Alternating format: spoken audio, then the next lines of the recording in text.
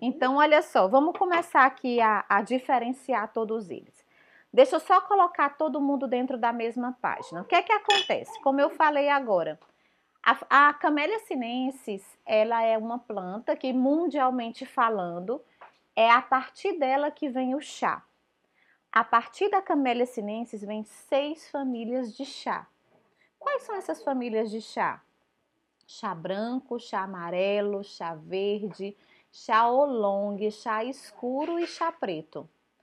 Existem algumas controvérsias, né? Existem as controvérsias, por exemplo, de dizer que a família do chá amarelo não é uma família, pertence aos chás verdes, e aí tem várias defesas desse aspecto. Mas a minha linha de pensamento, a partir das escolas que eu estudei, eu acredito sim que o chá amarelo tem uma família própria, apesar de que é uma família bem pequena, né? Porque são poucas as províncias que produzem chá amarelo na China. Existem outros países que estão começando a experimentar a produção do chá amarelo, mas é uma família de chá que tem mais complexidade na hora do processamento, então é mais difícil ter alguém que, digamos assim, se dedique a isso, tá? No caso do chá branco, vamos pegar o chá branco como exemplo. O chá branco, cada família dessa tem uma forma de processamento, quer seja artesanal, quer seja industrial, que as diferencia em linhas gerais. Por que eu estou falando em linhas gerais? Porque no chá, cada nuance, cada detalhe, cada mestre de chá tem autonomia e liberdade de fazer o que ele bem entender com as folhas de chás dele. Literalmente é isso, né? Então, assim, a gente acabou separando nesses 6 grandes grupos que têm uma certa similaridade. Eu posso estar sendo bem reducionista na hora que eu estou falando aqui sobre isso, mas eu acho bacana colocar dessa forma, porque eu sei que tem pessoas que ainda não conhecem o chá. Então, é uma forma de dar, assim, uma visão mais geral, né, do que são essas famílias de chá. Então, vamos lá. A família do chá branco, né? O processo característico é o murchamento, né? Então, essa é a família que menos tem interferência humana, né? O chá é colhido e a partir dali ele é colocado para murchar, ou ao ar livre, ou em grandes galpões, ou as duas coisas. É o mestre de chá que vai determinar. E aqui nesse caso, a gente tem duas possibilidades.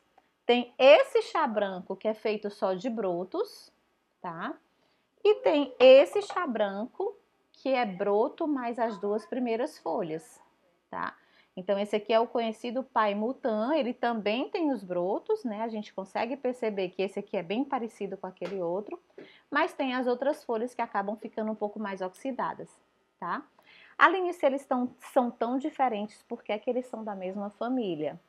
Porque o que determina a família dos chás brancos, no caso, é esse processamento. É o único processamento que esse chá é submetido, tá? Então, esse seria o chá branco, independente do protocolo de colheita, quer seja só broto, quer seja broto mais as 2 primeiras folhas, quer seja broto mais até 2, 3 folhas, a depender da estação do ano que seja colhido. Então, aí tem algumas outras variações, mas via de regra, o murchamento. Aline, e o chá verde, por exemplo? O chá verde, eu trouxe esse daqui como exemplo, que é o Green Snail, tá? Ele realmente parece um caramujo verde, né? E o processamento que diferencia o chá verde das outras famílias, qual é? É que ele passa por uma desenzimação. O chá verde é a família de chá que não tem nada de oxidação. E para que não tenha essa oxidação, a gente precisa bloquear essas enzimas responsáveis pela oxidação, que é a polifenol oxidase e a peroxidase. Como é que a gente bloqueia essas enzimas? Aplicando calor nessas folhas. Então, as folhas são colhidas e o quão imediatamente possível é aplicado o calor nessas folhas para que essas enzimas da oxidação sejam paradas, né? E essas folhas se mantenham verdes, né? Então, até uma característica do chá verde é que as folhas dele são verdes, mesmo que seja um verde bem escuro, mas as folhas são verdes, né? A folha seca é verde, a folha úmida é verde, o licor é esverdeado, então tudo isso caracteriza um chá verde de boa qualidade. Esse daqui, ele tem esses tracinhos branquinhos que vocês estão vendo, porque ele também tem brotos. Então, o protocolo de colheita dele é broto mais 2 folhas e ele é bem enroladinho, olha só. Parece uma bolinha. Ui! Parece uma bolinha, tá? Mas existem chá verdes que são em formatos de agulha, existem chá verdes que são achatados, existem chá verdes que são torcidos, porque é como eu falei, aí é o mestre de chá que vai determinar como é que é o chá verde que ele quer produzir, tá? O fato é que esses dois aqui têm um formato bem parecido, né? As folhas são bem enroladinhas como caracóis, mas esse é chá verde e esse é chá preto, tá? O que é que faz desse daqui um chá preto? Esse aqui especificamente, ele é um chá preto só de brotos e ele tem essa coloração dourada porque ele foi estimulado nele uma oxidação, né? Ao contrário do chá verde, né, que a gente pede, né, e faz por onde ele não ser oxidado. Nesse caso aqui do chá preto, ele passa por um certo tipo de agressão nessas folhas para expor a seiva que tem dentro da folha ao oxigênio e a partir daí existe essa oxidação. Por que que as folhas ficaram douradas? Porque aqui ele usou só brotos. Os brotos eles têm uma fina penugem de proteção que é inerente da própria planta Camellia sinensis. A gente chama essa penugem de tricomas ou pécul. E na hora que a gente oxida essas folhas, ele não fica preto como outros. Por exemplo, esse aqui é um oolong, mas está bem escuro, né? A tendência do chá mais oxidado é que as folhas fiquem pretas. Esse em particular não ficou porque é feito só de brotos. E os brotos, por conta desses tricomas, não ficam pretos, tá? Então é outra característica, mas aqui ele tá bastante oxidado. Não precisa ser 100% de oxidação, mas o alto grau de oxidação para o chá preto é o que determina a família chá preto, digamos assim. Acreditou-se durante muito tempo que essa oxidação tinha que ser 100%, mas existem chás, por exemplo, em Darjeeling, que tem cerca de 70% de oxidação. Então a gente acaba que vai, digamos assim, observando as peculiaridades de cada mestre de chá, de cada região de chá, os motivos que eles têm para fazer alterações nesse tipo de convenção, entre aspas, e a gente percebe que sim, é um chá preto, só que não é totalmente oxidado, né? Existem mais as outras famílias, aqui eu trouxe 2 oolongs, olha que diferente eles dois. Os dois são oolongs, eu não sei se esse aqui vai dar para ver. Esse aqui a gente vê claramente que são as folhas somente assim torcidas, né? E essa daqui também são pequenas bolinhas, ó. Só que um pouquinho mais escuras, tá? Esse daqui é conhecido como Milk Oolong, porque ele tem essa forma toda enroladinha como se fosse uma pérola. Então, ele também é conhecido como um Jade Oolong por conta da cor, apesar desse daqui ser mais oxidado, que ele tem uma cor... Quando eles recebem esse nome Jade Oolong, eles têm uma cor verde bem mais ativa e tem menos oxidação. Ou Bold Oolong, pelo formato de bola mesmo, bold de bola em inglês. E aí ele é um oolong. Esse Milk Oolong, ele tem uma oxidação maior, mas existem oolongs que são quase que não oxidados como os verdes, né? São os balzongs que a gente chama, que eles têm as folhas mais esverdeadas e tudo e passam por um processo de desenzimação tão logo começa essa oxidação. Ou seja, como é que eu caracterizaria essa família dos oolongs? Existe certa oxidação, mas em determinado momento o mestre de chá fala, pronto, aqui tá boa a quantidade de oxidação que eu quero para o meu chá, então agora eu vou desativar as enzimas da oxidação para que essa oxidação estabilize aqui.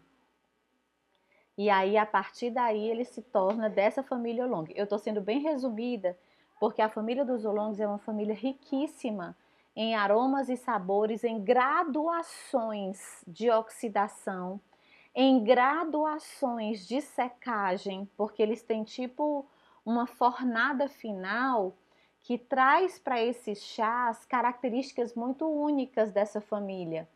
Tá? Então, eu estou sendo bem resumida quando eu digo que os oolongs, eles são chás meio oxidados. Nem são os verdes, nem são os pretos, né? Ficam ali no meio do caminho. Esse outro chá aqui é um oolong também, só que é um oolong de mais alta oxidação, né? Ele é conhecido como... Ele é um oolong das montanhas de Phoenix Mountains, na China, e ele é conhecido como dankongs, né? Assim, é uma característica dessa região. Dankongs são tidos como arbustos únicos. Então, esses aqui em particular, cada um deles tem um aroma característico. Por exemplo, existem dankongs que têm aromas de magnólia. Existem dankongs que têm aroma de canela. Existem dankongs que têm aromas de orquídea e assim por diante. Em geral, são plantas silvestres mais antigas, até 200, 300 anos tem dankongs com essa idade, né, da planta que se colhe. Não é à toa que as folhas são enormes, olha só, né? E são super aromáticos mesmo ainda com as folhas secas. Então, aqui é uma família de oolongs. O chá amarelo, que é esse que é a família mais rara, que tem menor quantidade, porque demora mais a ser produzida, o processo característico é o sufocamento, né, que a gente chama, ou amarelamento, né? E o que é esse amarelamento? Esse chá começa a ser processado, depois ele é colocado em embalagens de tecido, é bem torcido e é esquentado, depois esfriado, até que ele passa a ter essas folhas amareladas. E o que é que causa esse amarelamento nessas folhas? Alguns estudiosos chamam de oxidação não enzimática e alguns estudiosos chamam de fermentação aérea. Aí cada um tem a sua defesa, né, do que é que aconteceu, mas o fato é que é um processo mais característico e que é repetido, né? Essas folhas, esse tecido é aberto, essas folhas são resfriadas, novamente esquentadas e torcidas novamente, e esse processo é repetido diversas vezes até que essas folhas consigam alcançar essa cor amarelada que dá o nome da família, tá? Então, o chá branco é o murchamento, o chá amarelo é o sufocamento. E a família dos chás escuros, o processo característico é a fermentação, né? Então, assim, o que é a fermentação? É uma ação de bactérias ali naquele ambiente. Então, os chás ou chás escuros, como a gente chama aqui no Ocidente, eles são, digamos assim, processados de forma que essa condição que ele está ali armazenado e que ele está sendo processado desenvolvam as bactérias que estão presentes na folha. Do mesmo jeito que na nossa pele tem bactérias, nas folhas também tem. E existe um processo mais longo, que é um processo natural, e existe um processo acelerado, onde eles molham essas folhas, abafam de forma que cresça, né, e fermente mais rápido essa população nessas folhas. Então, ele é um chá que é bem característico.